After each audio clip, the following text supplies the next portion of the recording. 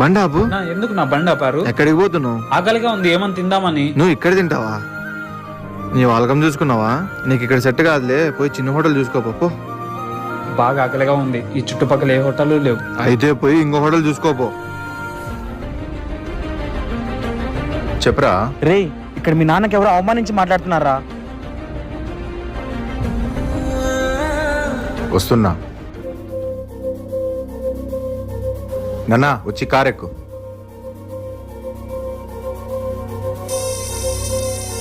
Sir మీరా? నన్ను ఇంత కష్టపడి చదివించి పొజిషన్లో పెట్టింది నువ్వు ఇలాంటి వాళ్ళతో అనిపించుకుంటే కాదు. అప్పుడు వచ్చిన వ్యక్తే కదా ఇప్పుడు వచ్చింది. రెస్పెక్ట్ మారింది. కారు ఉందన్నా.